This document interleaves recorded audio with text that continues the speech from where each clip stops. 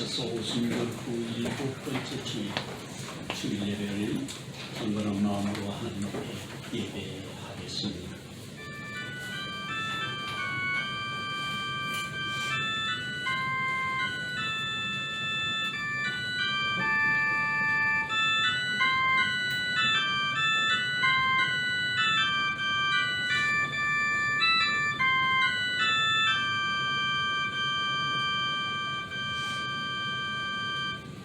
오라 우리가 여호와의 산에 오르며 야곱의 하나님의 전에 이르자. 그가 그의 길을 우리에게 가르치실 것이라. 우리가 그 길로 행하리라 하리니 이는 율법이 시온에서부터 나올 것이요 여호와의 말씀이 예루살렘에서부터 나올 것이니라. 아멘.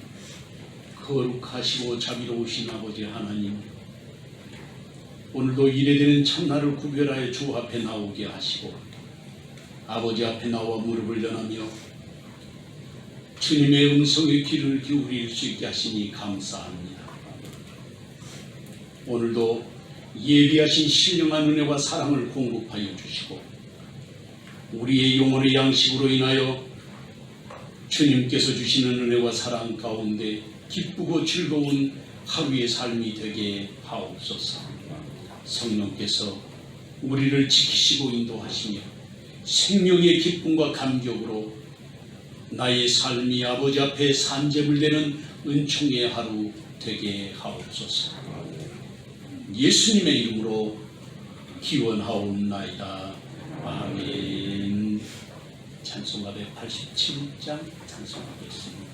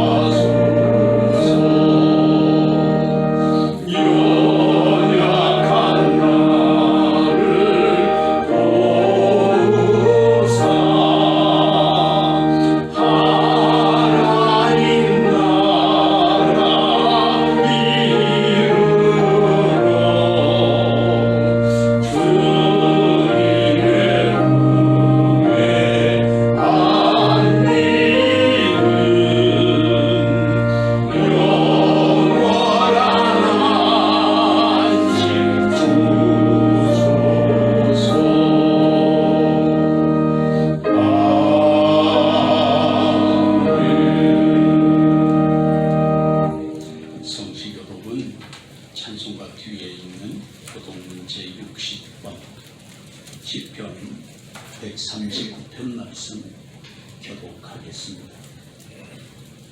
여호와여, 주께서 나를 살펴보셨으므로 나를 아시나이다.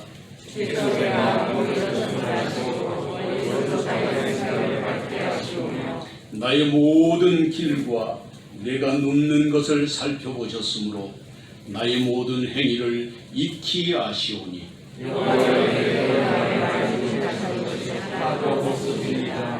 내가 주의 영을 떠나 어디로 가며 주의 앞에서 어디로 피하리이까.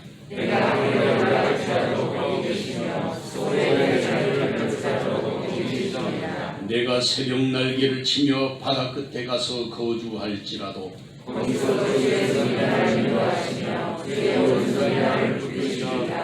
하나님이여 나를 살피사 내 마음을 아시며 나를 시험하사 내 뜻을 아옵소서.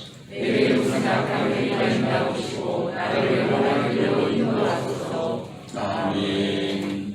지난 1회 동안 우리의 삶을 돌아보고 하나님 앞에 겸비한 마음으로 자복하고 회개하는 참회의 시간을 갖겠습니다.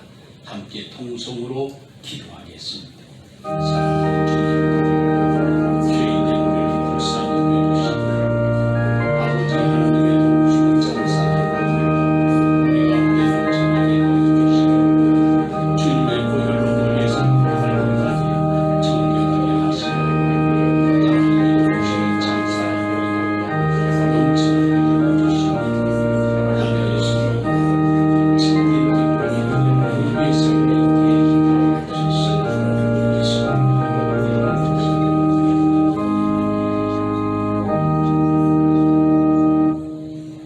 그러나 주여, 주는 긍휼히 여기시며 은혜를 베푸시며 노하기를 더디하시며 인자와 진실이 풍성하신 하나님이시오니 내게로 돌이키사 내게 은혜를 베푸소서. 아멘. 나는 전능하신 아버지 하나님 천지의 창조를 믿습니다.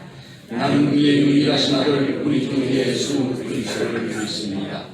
그는 성령으로 잉태되어 온종으로 마리아에게 나시고 본디오 빌라도에게 고난을 받아 십자가에 못 박혀 죽으시고 장사되기 4일 만에 죽은 자 가운데서 다시 살아나셨으며 하늘에 오르시어 전능하신 아버지 하나님으로 변해하게 계시다가 거기로부터 살아있는 자와 죽은 자를 심판하러 오십니다. 나는 성령을 믿으며 거룩한 공교회와 성도의 교제와 죄를 용서받는 것과 몸의 부활과 영생을 믿습니다. 아멘. 다 자리에 앉으셔서 찬송가 338장 찬송하겠습니다.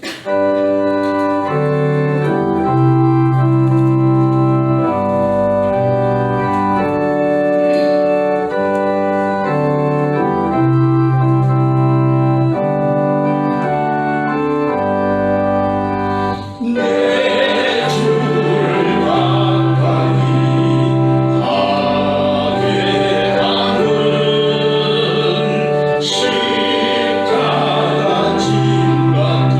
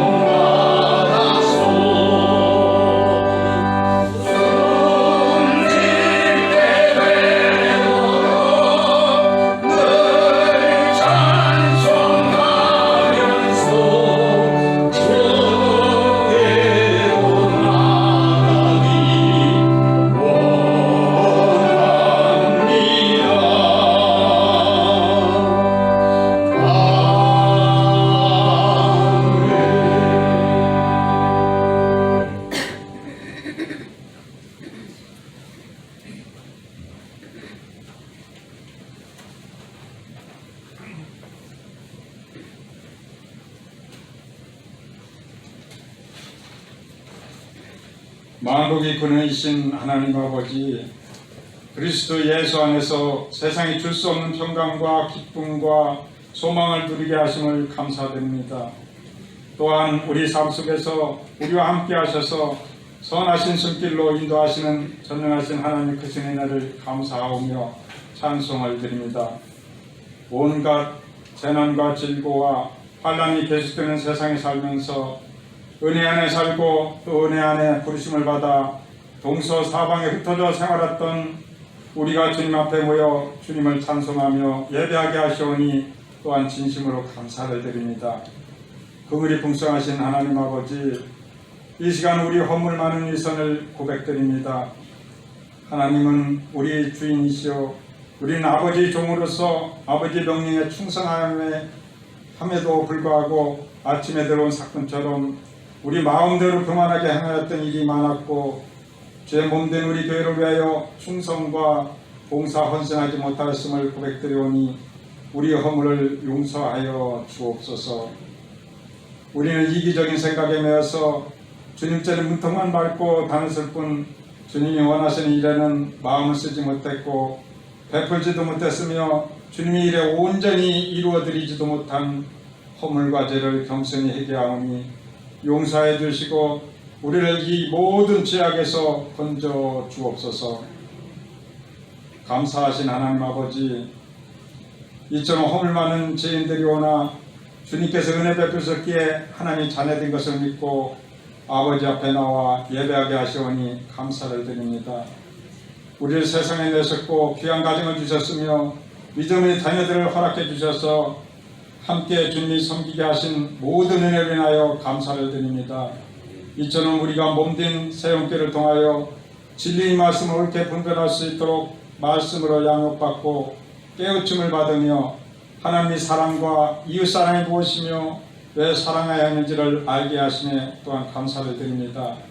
사랑하는 하나님 아버지, 여름 더위가 본격적으로 시작되고 각 학교는 여름방학에 들어가는 계절임에도 불구하고 코로나19의 원역으로 말미암아 정상적으로 시행되지 못하고 교회는 여름 성경학교와 중고등부 수련을 비롯하여 모든 여름 행사가 중단되는 초유 사태가 벌어지고 있는 실정에 처했습니다.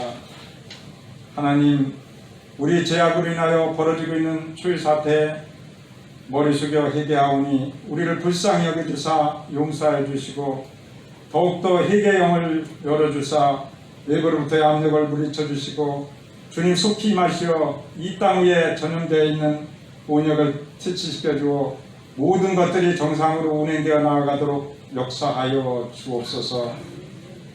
교회를 통하여 역사하시는 하나님 아버지, 이 순간까지 우리 새언길을 이끌어 주시고 은혜 주심에 감사를 드립니다. 우리 교회가 어지러운 세상의 구원의 방도로서 세상의 빛과 소금의 역할을 잘 감당하게 하여 주시옵소서. 그 어떤 변화에도 흔들림 없이 말씀 위에 굳게 서게 하시고 이웃사랑과 전도와 가르침에 있어 열정이 넘치는 살아 역사하시는 교회로 늘 이끌어 주옵소서. 우리가 지원하는 선교사역에도 하나님이 무한하신 능력으로 임하게 역사하여 주옵소서. 목사님 사역에 함께하사 능력에 능력을 더하여 주옵소서. 특별히 한국교회 순교역사 복원 프로젝트 사역에 함께하사 순조로운 가운데 진행되어 나아갈 수 있도록 늘 성령님 동행하여 주옵소서. 또한 한우에 있는 심령들 주님의 손으로 어루만져 주셔서 놀라운 치료 역사가 일어나게 하여 주옵소서. 우리 청년들과 해외에 나가 있는 심령들 밖에서 머리끝까지 영육간의 강건함으로 지켜 주시옵소서. 이 시간 주님의 종으로 당회 사도 목사님 세우셔서 진리의 말씀, 생명의 말씀을 증거하게 하시오니 또한 감사를 드립니다. 말씀 속에서 주님이 진리를 깨달을 수 있는 지혜를 주셔서 우리 자아와 우상이 넘어지게 하시고 실종되었던 하나님의 진리의 절대가치를 회복하여 오직 하나님만이 우리 참구원이시오 산소망이심을 믿게 하여 주옵소서. 겸손히 주님을 섬길 때 괴로운 일이 많이 있사오니 이 시간 증거되는 말씀을 붙잡고 세임받아 다시 일어서는 치유와 회복의 역사가 일어나게 하여 주옵소서. 어려운 가운데서도 예배를 위하여 겸손히 봉사하는 주의 성도들 위해 하나님 은혜가 충만케 하여 주옵소서. 예배 모두를 주님께서 친히 인도하여 주실 줄 믿사오며 우리를 구원하여 주신 예수 그리스도의 이름으로 기도드립니다. 아멘.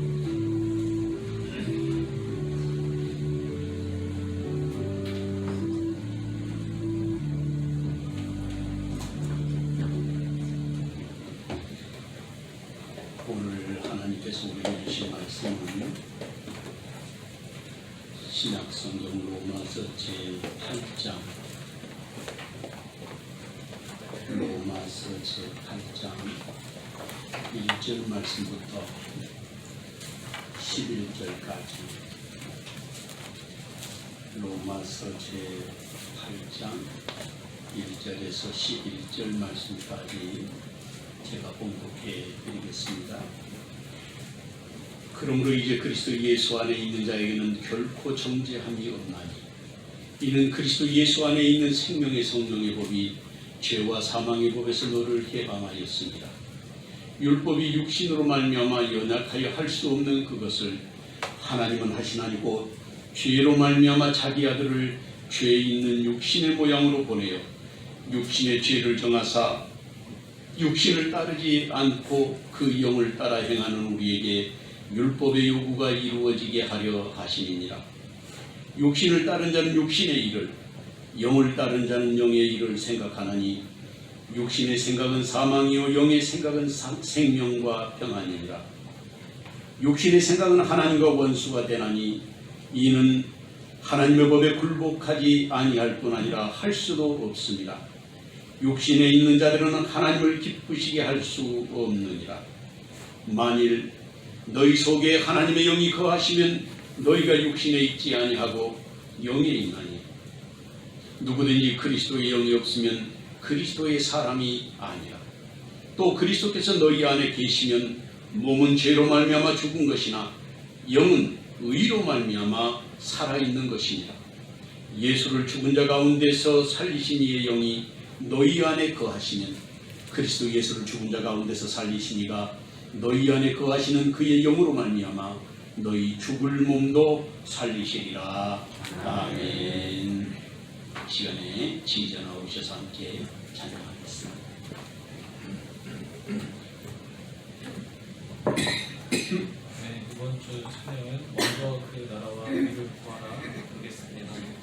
네, 1절부터 3절까지 쭉 부르시고 다 같이 아멘하고 마치시겠습니다.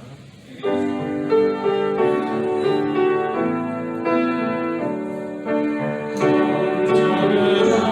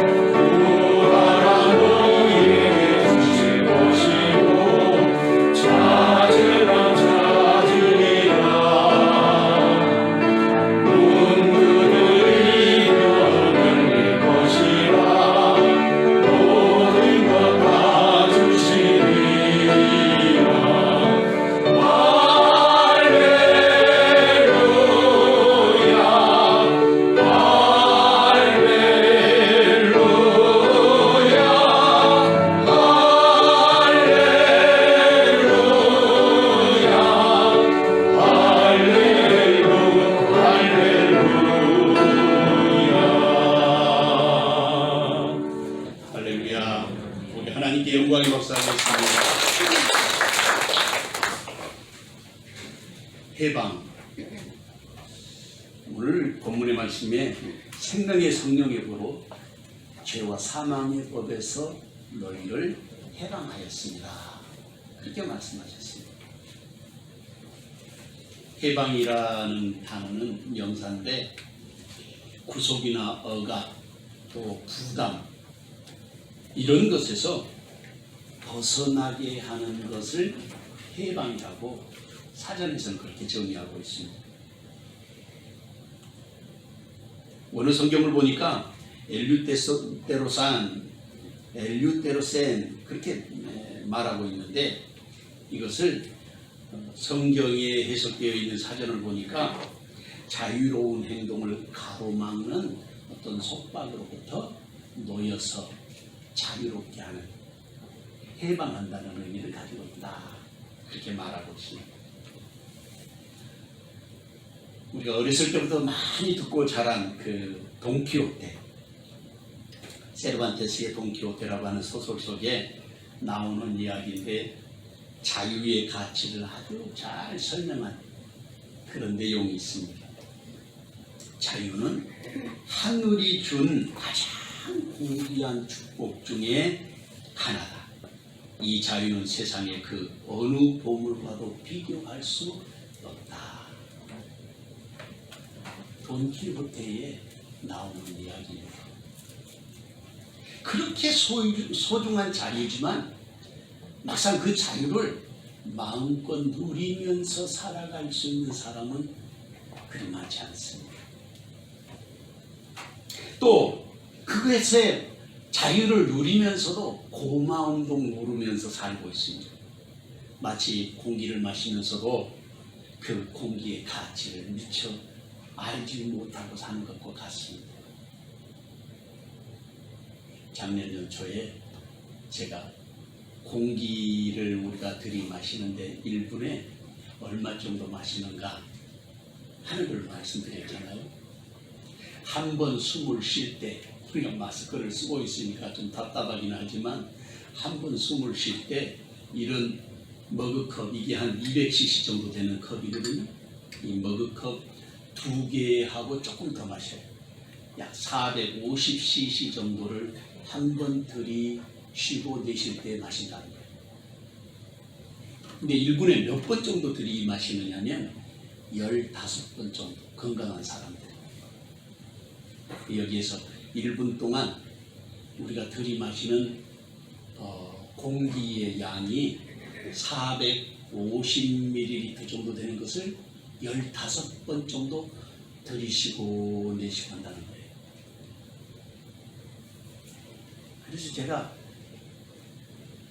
쿠팡에서 산소값이 얼마 정도 되나 찾아봤어요. 여러분들도 들어가 보시면 찾을 수 있어요.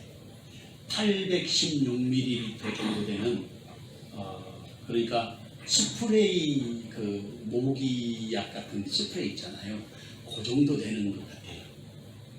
거기에 채워진 산소값이 하나에 5,000원 정도면 도매가로 살 수 있어요. 그래서 제가 그걸 갖다가 계산을 해봤어요.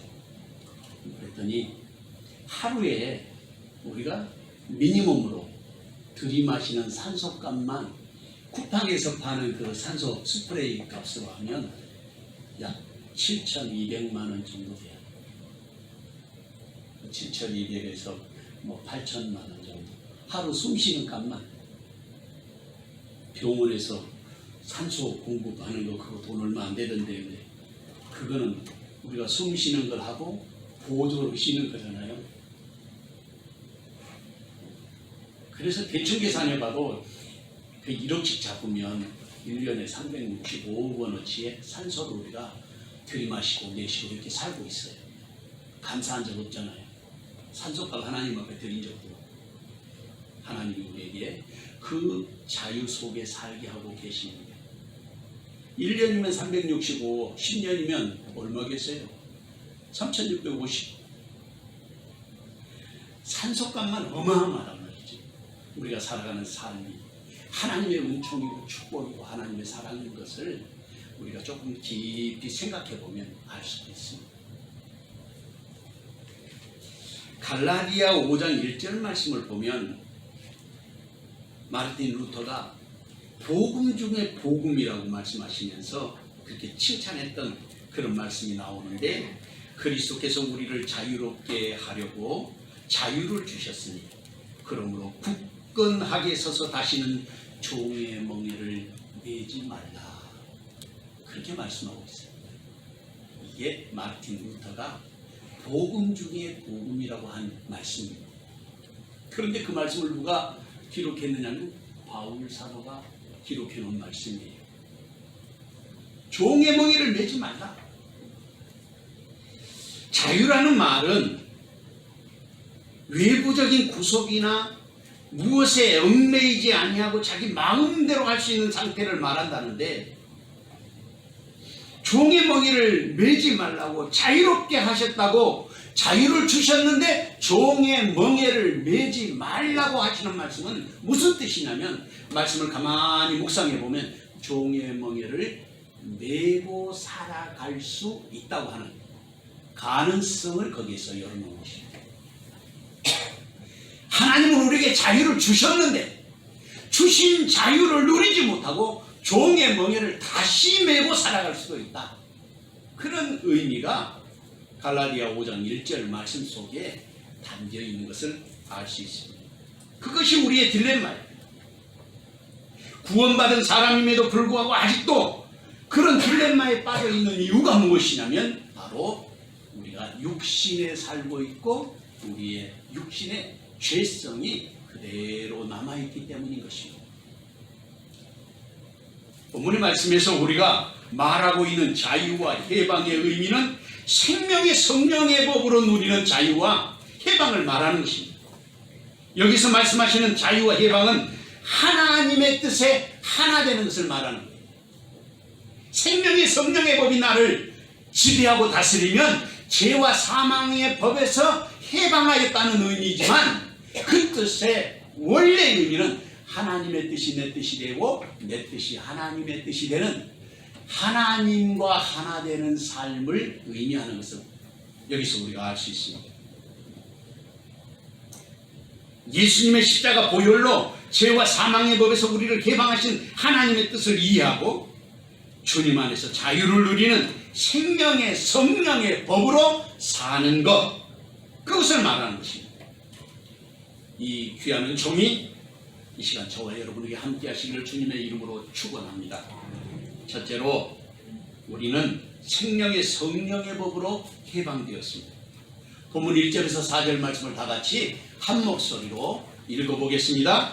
그러므로 이제 그리스도 예수 안에 있는 자에게는 결코 정죄함이 없나니, 이는 그리스도 예수 안에 있는 생명의 성령의 법이 죄와 사망의 법에서 너를 해방하였으며, 율법이 육신으로 말미암아 연약하여 할 수 없는 그것을 하나님은 하시나니 곧 죄로 말미암아 자기 아들을 죄 있는 육신의 모양으로 보내어 육신의 죄를 정하사 육신을 따르지 않고 그 영을 따라 행하는 우리에게 율법의 요구가 이루어지게 하려 하시니라. 아멘. 본문은 그러므로 이제 그리스도 예수 안에 있는 자에게는 결코 정죄함이 없나니, 그렇게 말씀하시고 있습니다. 그 본문의 말씀을 보니까 말씀에서 성경에 그러므로 이런 그 접속사를 사용하고 있어요. 우리 성경에서는.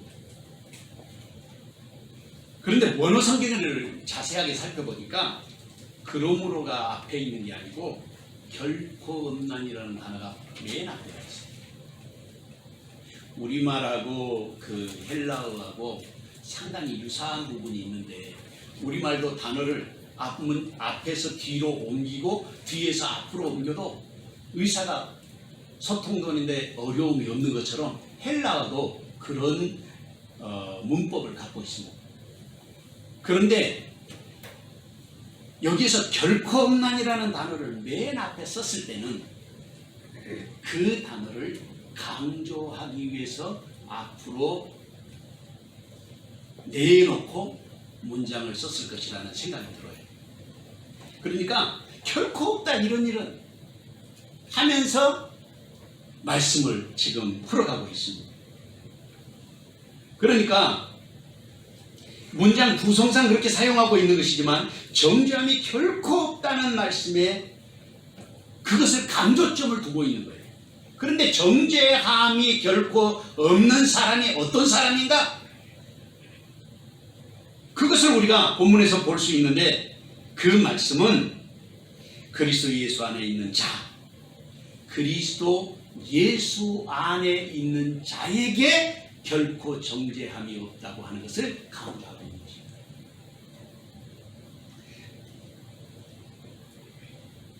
그렇다면 이 말씀을 이해하기 위해서는 그리스도 예수 안에 있는 자라는 말은 어떤 사람을 의미하는가를 이해해야 되지 않겠습니까? 그것이 바로 로마서 7장 하반부, 후반부에서 잘 설명하고 있어요. 우리가 로마서를 많이 반복해서 좀 어려워요. 로마서가. 왜냐하면 교리적인 것을 설명하고 있기 때문에 어려운데 그 로마서 성경을 자주 반복해서 읽어야 될 필요가 있습니다. 그래야 이 말씀에 대한 깊이와 이해를 분명하게 가질 수가 있어요.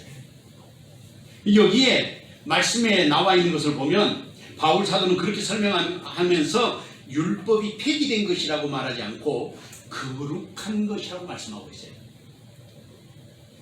계명도 거룩하고 또 의롭고 선하다고 연이어서 설명하고 있습니다. 문제는 그 선하고 의롭고 거룩한 율법과 계명이 어떻게 사망이 되느냐는 말이에요. 그것으로 인해서 사망이 되는 것이 아니라 우리 안에 죄성이 그것으로 인해서 드러나기 때문에 사망이 분명하게 우리에게 다가오는 것입니다. 미처 모르고 사는 거죠. 그러니까 율법과 계명이 우리에게 들어와 있지 않아도 분명하게 비춰지지 않아도 우리는 죽음 아래, 사망 아래 있지만 그것을 율법과 계명이 앞에 나를 비추게 되면 내 죄성이 그대로 나타난다는 뜻입니다. 이것이. 그러니까 율법이 폐기되고 그리고 계명이 없어져야 되는 것이 아니라 율법은 율법 그 자체로도 거룩하고 그리고 계명은 그 계명 자체로 선하고 아름다운 것이다. 바울 사도는 그렇게 지금 본문에서 설명하고 있어요.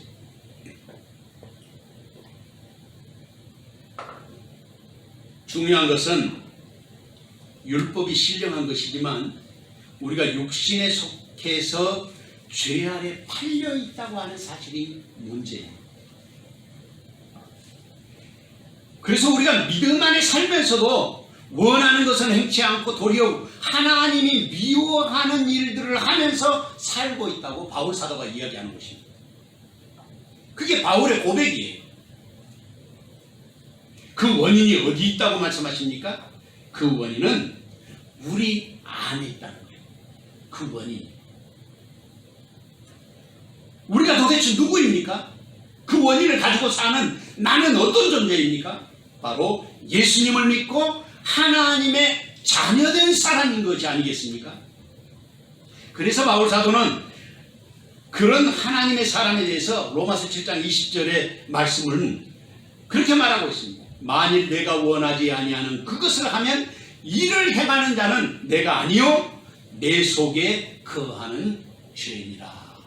이렇게 말하고 있습니다. 내가 원치 않는 것을 행하게 하는 것이 우리 속에 살고 있는데 그것이 죄라는 거예요. 그걸 지적하고 있습니다. 그래서 바울 사도가 깨달은 법을 하나 설명하고 있습니다. 선을 행하기를 원하는 나에게 악이 함께 있는 것이로다. 선을 행하고 싶은데 악이 함께 있다는 거예요. 우리 안에. 바울 사도가 그런데 우리는 어떻게 했어요? 똑같이. 영적인 현실은 다를 리가 없어요. 그래서 바울 사도가 거기서 무엇이라고 말하느냐면 내 지체 속에서 한 다른 법이 내 마음의 법과 싸워 내 지체 속에 있는 죄의 법으로 나를 사로잡는 것을 보는 거다. 내 지체 속에 다른 한 법이 내 마음의 법과 싸우고 있다는 것입니다. 더 심각한 것은 바울 사도가 보니까 자신의 지체 속에 죄의 법이 자기를 사로잡아 오는 것을 보면서 살고 있다는 거예요. 율법으로 살 때는 몰랐습니다. 그런데 생명의 성령의 법으로 해방되고 보니까 그게 보이는 거예요. 이것이 바울 사도의 영적인 통찰력이 아니겠습니까? 지금으로부터 2000년 전에 이 정도의 영성과 지성을 가지고 있었다는 것은 정말 놀라운 일이 아닐 수 없습니다. 뿐만 아니라 이것은 세상을 살아가는 동안에 우리가 겪어야 하는 현실적인 고민이고 영적인 딜레마입니다. 그래서 바울 사도는 로마서 7장 24절 말씀을 보면 그런즉 내 자신이 마음으로는 하나님의 법을 육신으로는 죄의 법을 섬기노라 이렇게 말씀하고 있습니다. 이것을 그리스도인들의 영적이면서 육적인 속성을 나타내는 것인데 이게 바로 우리의 삶의 영적인 전쟁터이기도 합니다. 개인적으로 영적인 전쟁터. 우리는 언제까지 이 죄의 법과 싸우느냐? 주님이 부르시는 그날까지 죄의 법과 싸워야 됩니다.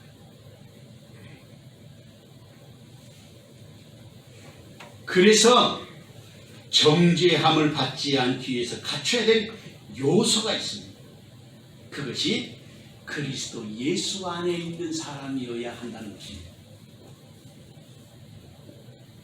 이 말씀을 다시 정리해보면 그리스도 예수 안에 있는 사람이 생명의 성령의 법으로 사는 사람이요 그 사람이 하나님의 뜻을 이루어드리며 순종의 길을 걷게 되는 것입니다.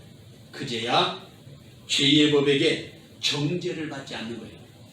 이 말을 조금 더 다르게 설명하면 우리가 그리스도 예수 안에 살면 날마다 주님의 뜻대로 살기 위해서 노력하고 회개하고 그리고 또 우리의 삶을 주님 앞에 드리는 제물되는 삶을 살아가게 되기 때문입니다.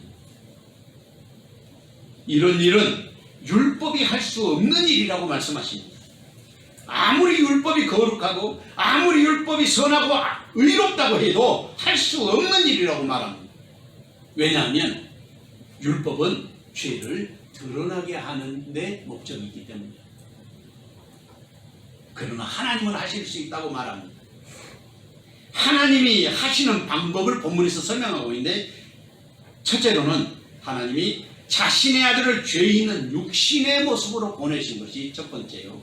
두 번째로는 육신의 죄를 정하셨다고 했습니다. 세 번째로는 우리가 육신을 따르지 않고 생명의 성령의 법을 따라 행하는 것으로 우리에게 율법의 요구가 이루어지게 하셨다는 것입니다.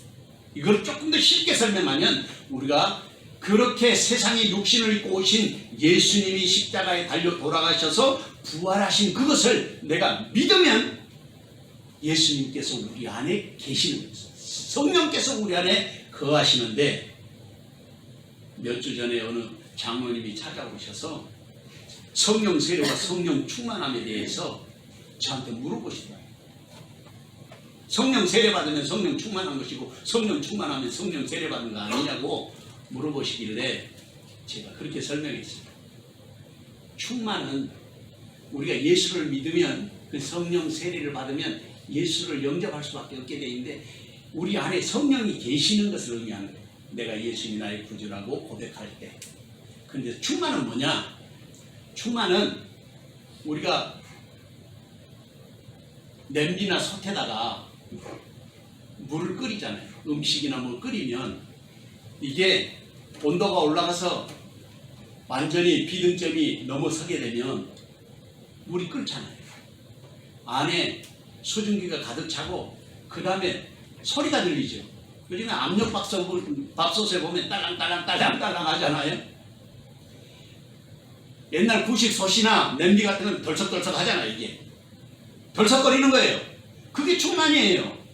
충만이라는 게. 그 덜썩거리는데 무엇 때문에 덜썩거리느냐면 예수님 때문에. 예수님의 사랑이 감사하고 예수님의 능력이 감사하고 예수님이 우리를 보호하시는 그 은혜가 감사하니까 예수 그렇게 살아갈 때 그것이 충만인 거예요. 그래서 제가 설명을 드렸더니 장로님이 무릎을 치고 가셨어요. 우리가 생명의 성령의 법에서 죄와 사망의 법에서 해방되는 이 생명의 성령의 법으로 살아가는 사람이 되면 우리가 성령의 이끌림을 받게 되는데 그 이끌림을 받는 것이 끝이 아니라 충만함에 이르는 것이 우리의 삶의 목적이어야 되는 거예요. 그래서 예수 그리스도 안에 있다. 그 말은 생명의 성령의 법으로 산다는 말씀인데, 예수 그리스도 안에 있다는 말은 하나님의 뜻을 알고 하나님의 뜻대로 살아가는 삶을 말하는 것입니다. 하나님의 뜻대로 살아가는 삶을 말하는 거예요. 그래서 성령의 이끌림을 받아서 영으로 살고 성령의 이끌림을 받아서 죄에서 해방되는 삶을 실천하며 살아갈 때, 그게 바로 생명의 성령의 법으로 살아가는 사람이다, 이렇게 말하는 것이죠.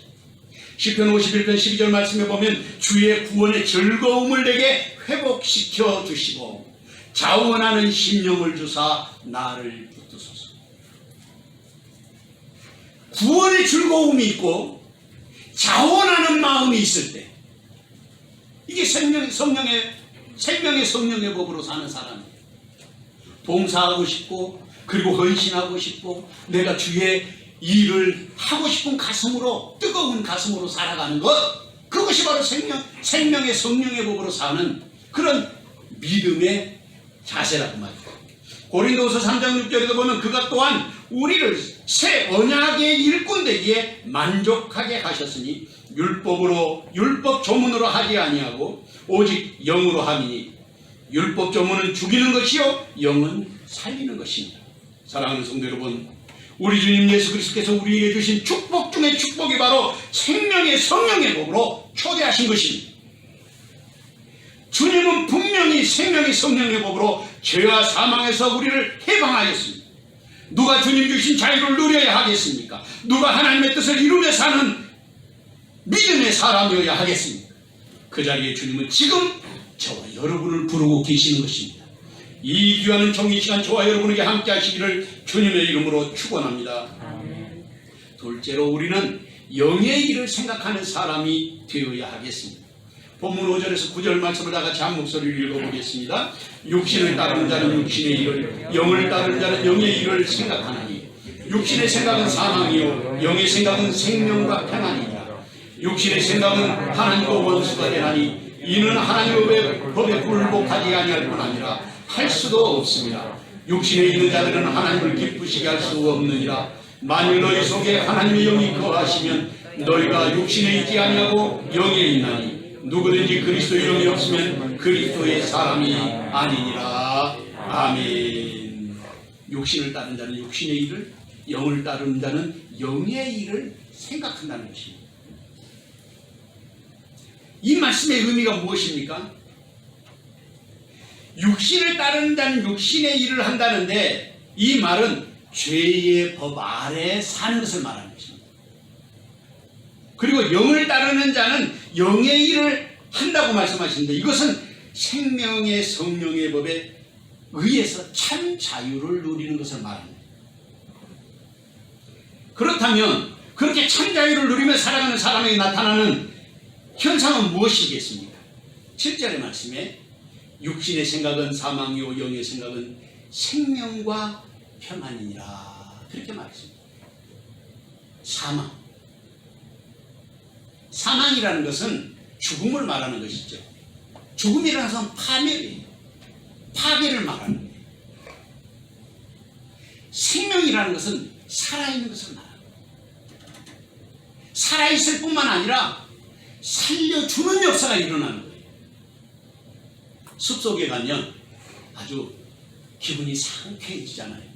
몸이 건강해지는 것 같지 않습니까?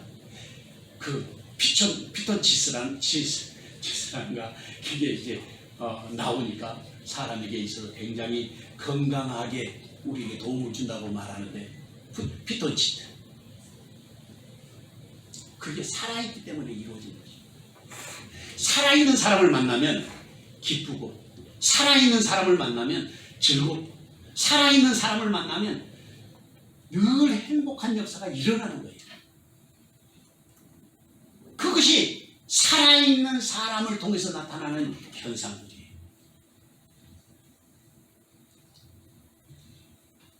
여기서 육신의 생각과 영의 생각, 사망과 생명에 대비되는 그런 설명을 하고 있는데, 육신이라는 말은 사르크스라고 그러거든요.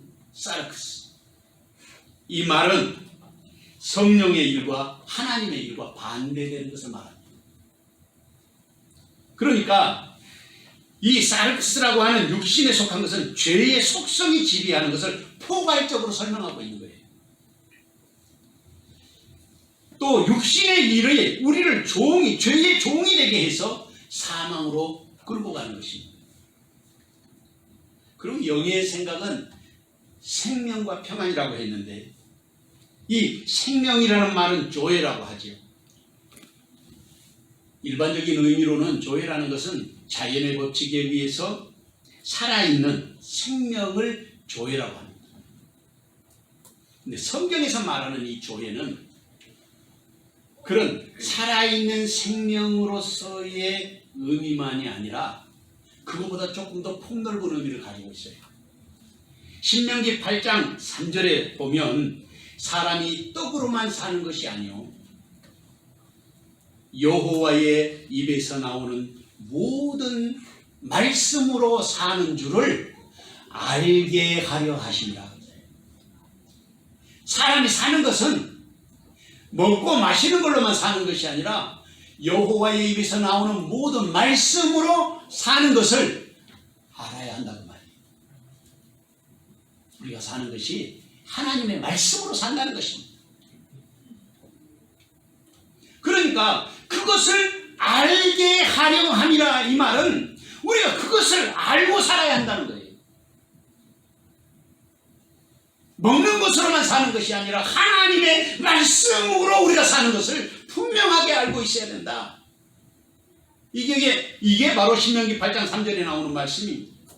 오늘 우리가 아까 함께 찬송도 불렀지만 그런데 이 말씀을 가만히 살펴보면 아주 중요한 의미를 가지고 있어요. 사람은 떡을 필요로 하는 존재라는 사실을 부정하지 않습니다. 그러나 더 중요한 것은 사람이 떡으로만 사는 존재가 아니라 여호와의 입에서 나오는 말씀으로 사는 존재라고 하는 사실을 우리가 분명하게 알고 살아야 한다. 그걸 가르쳐주고 있어요. 다른 하나는 영의 생각은 평안이라 그렇게 말씀하고 있지 않습니까? 생명과 평안. 여기에서 평안이라는 말을 에이레네라고 그러는데 그 에이레네라는 말을 히브리 말로는 샬롬이라고 그러거든요. 보편적인 의미로는 일반적으로 샬롬은 전쟁을 하다가 전쟁을 그치고 평화를 그러니까 전쟁하지 않는 평안한 상태 그것이 샬롬이에요. 그런데 예수님께서 내가 너희에게 주는 평안은 세상이 주는 것과 같지 아니하다 이렇게 말씀하셨거든요. 그러니까 전쟁이 그치고 평안한 상태를 말하는 것이 아니라 그것보다도 더 너머에 있는 또 다른 그런 영역이 있다는 것이죠. 어느 날 히브리 대학에서 공부하고 오신 그 박사가 그 CTS에서 나와서 강의하는 걸 들었어요. 그분이 샬롬에 대해서 설명하는데 고무풍선 있잖아요.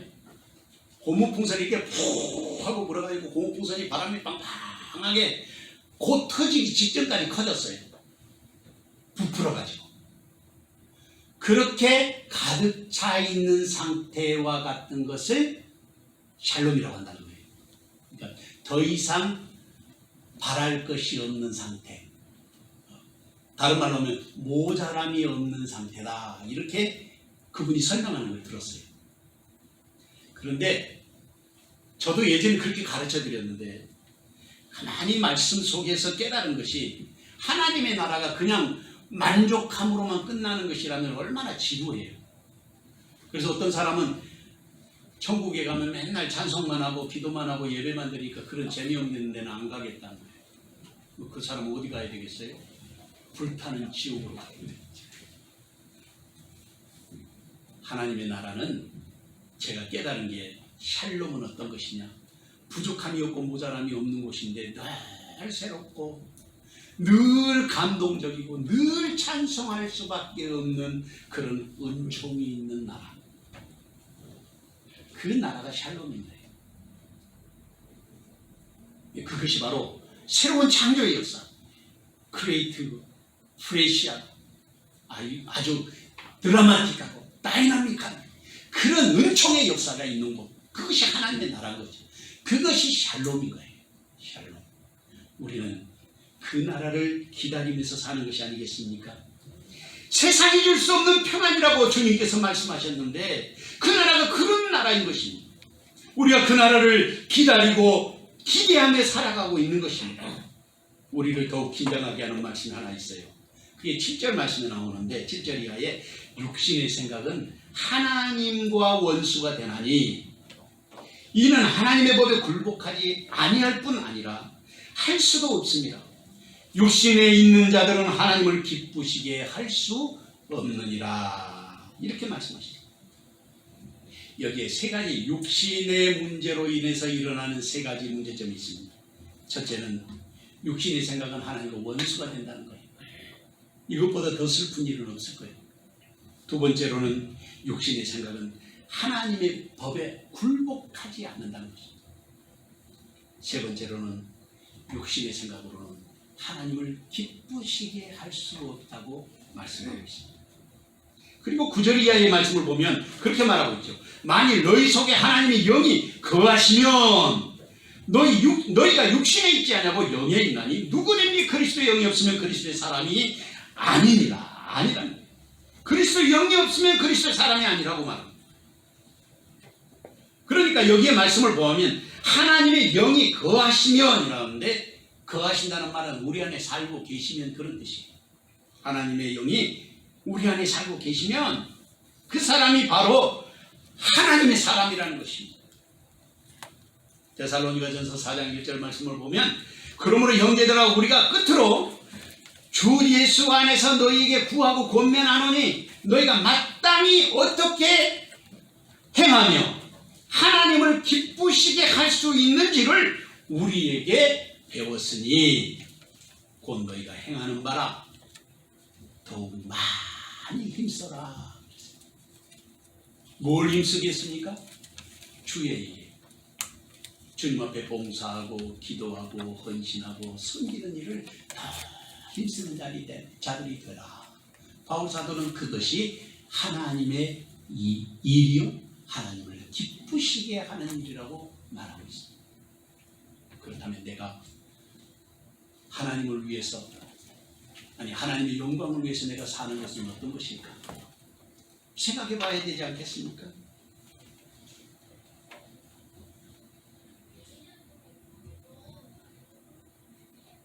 요셉처럼 다니엘처럼 자신을 살리고 이웃을 살리고 나아가서 민족과 나라를 살리는 영의 사람을 어디서 찾아야 하겠습니까?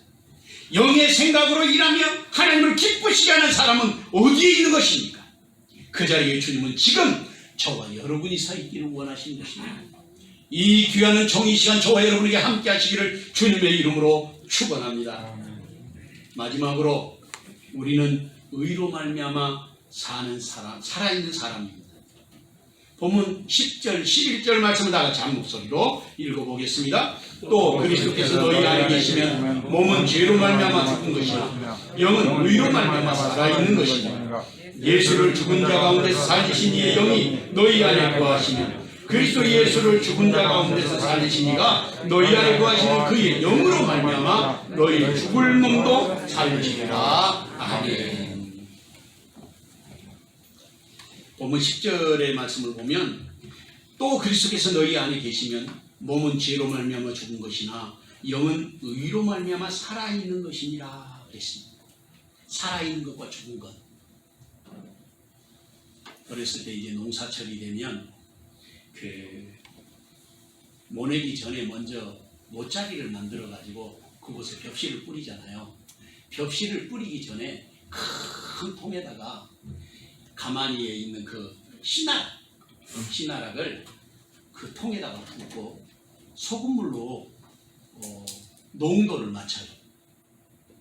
소금물로 농도를 맞출 때는 되게 어느 정도 맞추느냐면 옛날 어른들 하시는 걸 보니까 그 소금물로 농도를 맞춰서 계란을 거기다 딱 띄우면 계란이 물 위로 3분의 1 이상일 때 딱 떠올라와요. 그럼 그게 농도가 맞는 거예요. 옛날 어른들은 그렇게 맞췄어요. 요즘에는 뭐 농도 재는 기계가 있으니까 딱 넣어보면 금방 알겠지만 옛날 어른들도 다 지혜가 있어서 계란을 거기다 딱 띄우면 소금물 농도가 어느 정도인가 알 수 있어요. 그렇게 하고는 거기에다가 시나그라를 갖다 딱 부어서 휘휘 줘요. 그러면 그 시나락이 안에 그 쌀 알갱이가 익어 있는 놈은 아래로 가라앉고 그렇지 않는 놈들은 전부 위로 뜨는 것입니다. 그걸 다 걷어버리는 것이죠. 우리 그리스도인들의 삶에 있어서도 영적으로 우리의 삶에 생명 있는 존재가 어떤 존재인가? 그 하나님의 말씀 안에서 우리가 알 수 있는 것들이 있어요. 우리가 세례를 받고 믿음 안에서 살아갈 때 어떤 신앙 생활을 해야 되는가를 우리가 우리의 믿음의 선배들로부터 계속 배워왔어요. 성경을 공부하고 예배하는 것을 쉼없이 하고 그것을 생명으로 여기는 그런 우리의 믿음의 조상들. 그것 때문에 생명을 걸고 순교까지 하는 일들이 일어나게 됐었던 것이죠. 여기에서 그리스도께서 너희 안에 계시면 몸은 죄로 말미암아 죽은 것 같지만 영은 의로 말미암아 살아있는 것이라는 것입니다. 그러니까 떠있는 벽시가 아니라 갈아있는 그 벽시를 다시 모짜리에다가 쫙 뿌려놓으면 그게 이제 새순이 타가지고 많이 자라나지.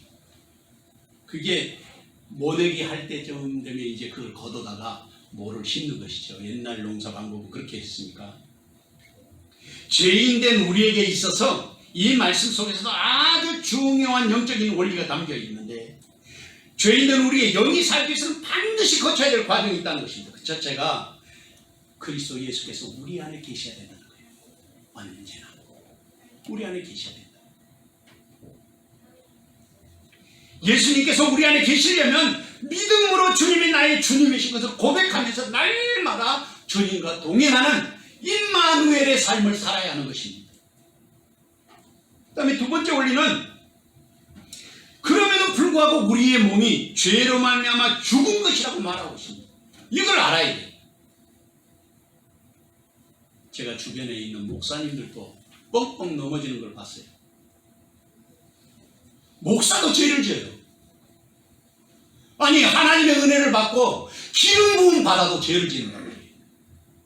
이걸 잊으면 안 돼요. 우리는 다 죄인이 주님 앞에 서는 그날까지 죄성을 갖고 있어요. 이걸 잊으면 안 돼요. 하나님의 사람이면서도 우리가 죄인인 것이 동시에 우리 안에 분명히 기억하면서 살아야 하고 우리가 죄와 싸울 수 있어요. 적을 알아야 싸우잖아요. 세 번째로는 우리의 영이 의로 말미암아 살아있는 것이다. 죄로 말미암아 육은 몸은 죽었어요. 그런데 우리의 영은 의로 말미암아 살아있다는 거예요. 그 의가 뭐냐? 예수 그리스도의 십자가를 믿는 믿음으로 우리가 살아있는 거예요.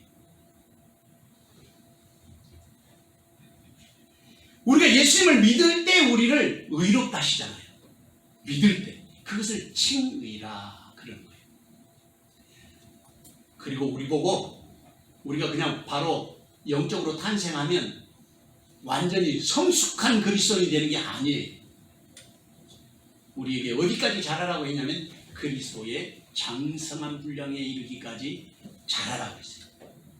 그 말은 무슨 뜻이냐면 우리가 늘 훈련하고 또 주님 앞에 자신의 삶을 드리는 거룩함에 대한 그런 연습이 우리에게 반드시 있어야 되는 것입니다. 그게 바울 사도가 이해하고 있는 신학적인 관점이에요. 그게 신앙이지. 그래서 하나님 앞에서 우리가 예수님 때문에 의롭다 하심을 받고 예수님 때문에 우리가 영으로 살아있는 사람이 되는 것입니다. 본문 11절 이하의 말씀을 보면 더 놀라운 이야기를 하고 있는데 그 말씀을 보면 예수를 죽은 자 가운데서 살리신 이의 영이 너희 안에 거하시면 그리스도 예수를 죽은 자 가운데서 살리신 이가 너희 안에 거하시는 그의 영으로 말미암아 너희 죽을 몸도 살리시리라. 제가 말씀을 준비하면서도 제가 성경을 뭐 수십 번만 읽었겠어요? 그런데도 이 말씀이 어려워요. 우리 성도들이 이해하기에. 근데 하나님이 지혜를 주셔서 우리에게 이해할 수 있게 하신다 그 말이죠. 죽을 몸도 살리신다. 이게 자연의 원리에서는 안 맞는 말이에요. 죽을 몸은 어떻게 살아나요? 죽을 몸은 죽어야 되지. 그러니까 그것을 믿는 것이 믿음이에요.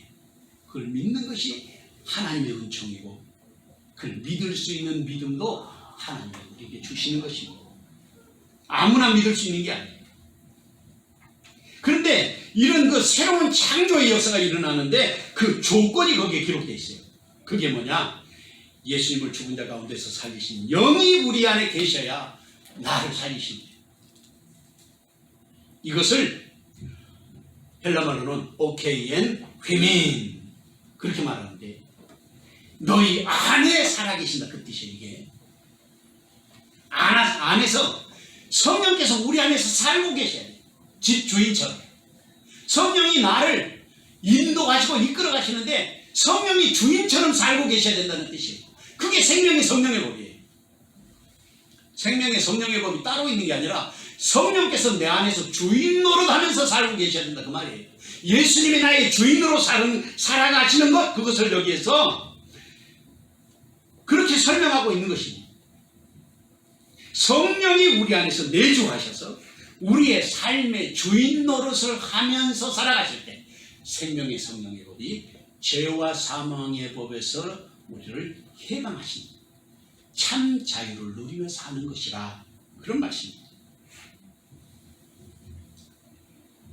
그러니까 우리가 성령 안에서 살아야 우리를 죽을 몸도 살리신다는 것인데, 하나님의 이 신령한 약속과 새로운 창조의 역사에 대한 이 약속이 언제 시작됐느냐?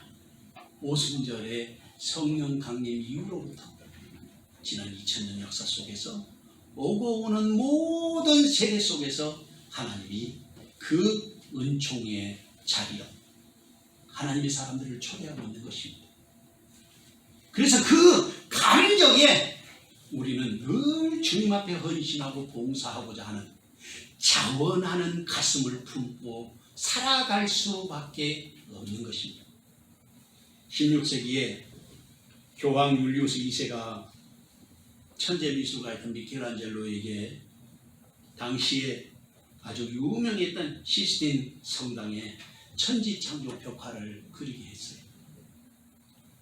그런데 그 천지창조는 천장이 있어요. 천장. 4년 동안 그 천장에 달라붙어가지고 그림을 그렸어요. 그림이 다 완성됐는데도 미켈란젤로가 내려오지 않는 것입니다.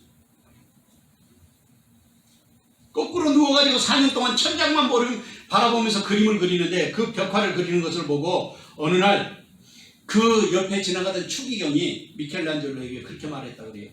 그림이 다 완성됐는데 뭘 그렇게 아직도 그리고 있느냐고 물어봤습니다. 그랬더니 미켈란젤로가 그렇게 말했다고 합니다.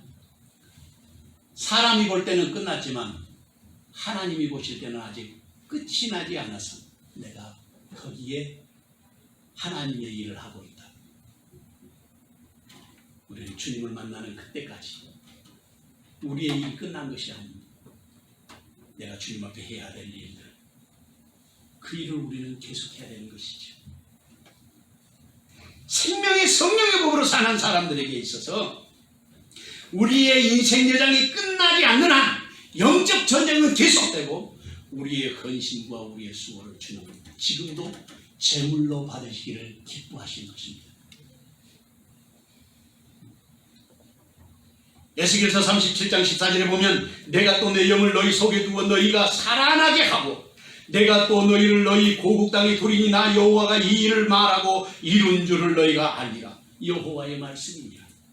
요한복음 5장 28절 29절에도 보면, 이를 놀랍게 여기지 말라. 무덤 속에 있는 자가 다 그의 음성을 들을 때가 오나니 선한 일을 행한 자는 생명의 부활로, 악한 일을 행한 자는 심판의 부활로 나오리라.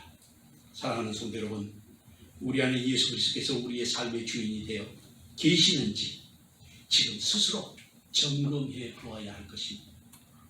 누가 성령의 법으로 죄와 사망의 법에서 해방된 믿음의 삶을 살아야 하겠습니까?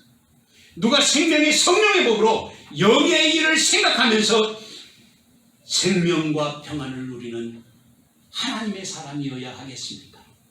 그 자리에 주님은 지금 저와 여러분을 초대하고 계십니다. 이 귀한 정의시간 저와 여러분에게 함께 하시기를 주님의 이름으로 축원합니다. 사랑하는 주님, 주의 은혜와 사랑을 감사합니다. 이 땅에 사는 동안 아버지를 사랑하게 하시고 주의 기쁨이 우리의 기쁨 되어 생명의 성령의 법으로 이 땅에서 승리하는 삶을 살아가게 하옵소서. 예수님의 이름으로 기도하옵나이다. 아멘. 찬송가 490장 찬송하겠습니다.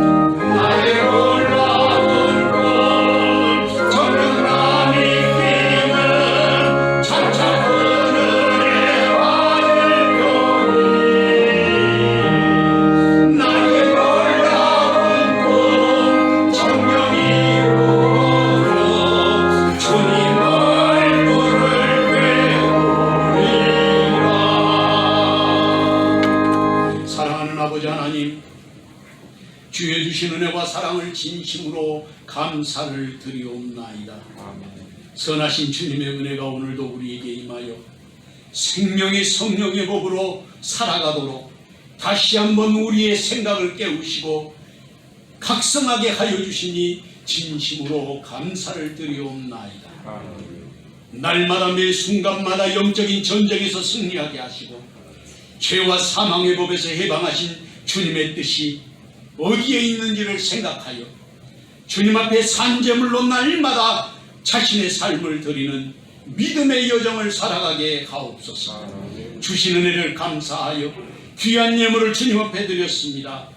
십의 하나와 감사의 예물과 성경금과 건축헌금, 주일원금과 또한 주님 앞에 드리지는 모든 낙헌 제물들을 두 손들어 축복하오니 땅에 사는 동안 복되게 하시고 아버지의 영광이 드러나게 하시며 우리의 삶이 한없는 은혜와 사랑으로 충만하여 아버지 하나님의 기대에 온전히 헌신되게 하옵소서. 우리의 자녀들을 축복하오니 시대와 역사에 꼭 필요한 일꾼들 되게 하시고 지혜롭게 하시고 총명하게 하시고 말씀 안에 강건한 믿음의 자녀들이 되게 하옵소서. 예수님의 이름으로 기도하옵나이다. 아멘. 교회 소식 전해드리겠습니다.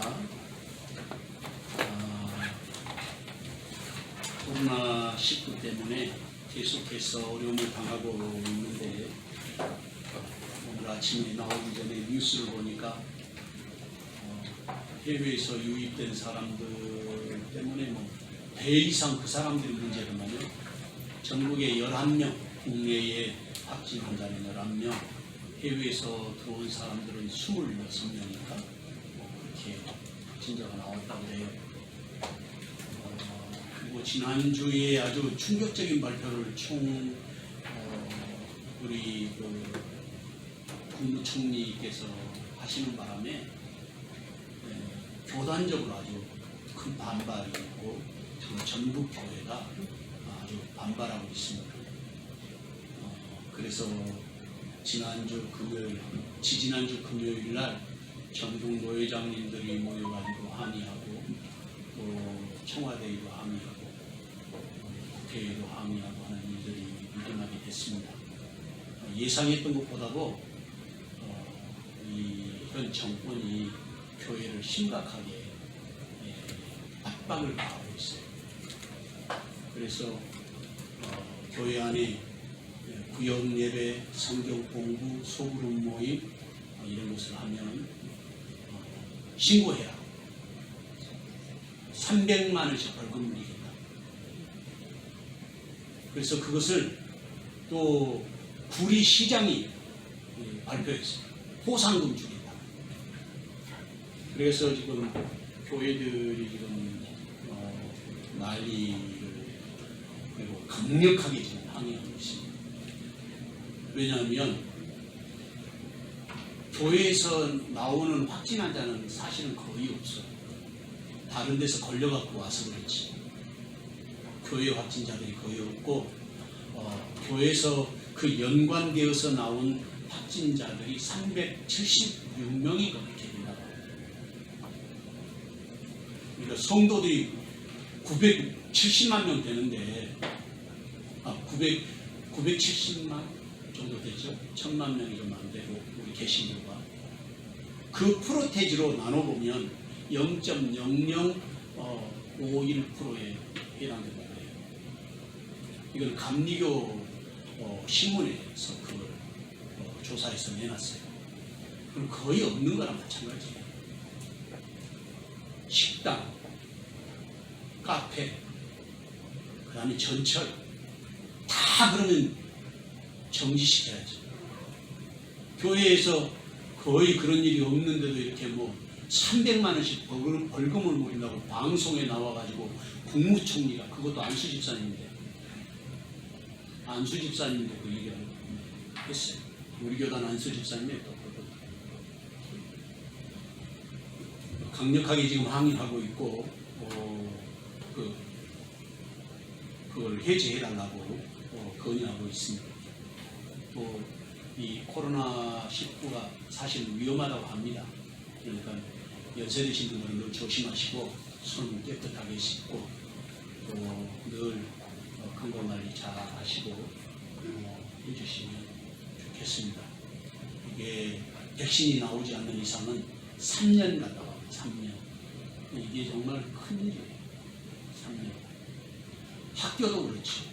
이건 심각한 문제인데 어쨌든 그래도 우리나라는 이만큼 한 게 우리 국민들의 의식 수준이 상당히 높아서 잘 따르고 있어서 감사하게 생각합니다. 그 외에 다른 사항들을 주보를 참조해 주시고 우리 박광희 원사님 성경 일독 하셨는데 선물이 달라졌습니다. 선물이 고급 볼펜을 만들었습니다. 박수하겠습니다. 감사합니다. 다 같이 일어나셔서 마지막 찬송 그리고 성경 공부 12장 구역운동 밭대감칠 부활을 보이는 운동이다. 이거 꼭 집에서 해보시기 바랍니다. 찬송 부르고 축도로 예배 마치겠습니다.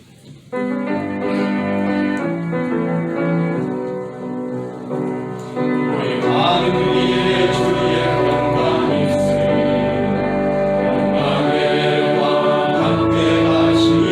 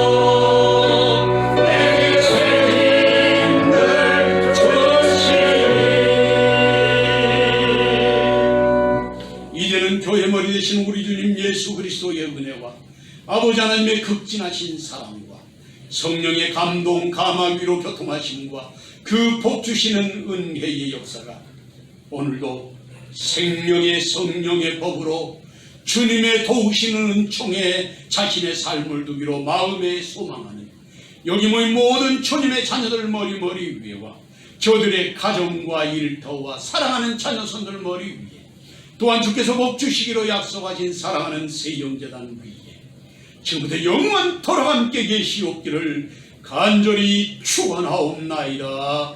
아멘.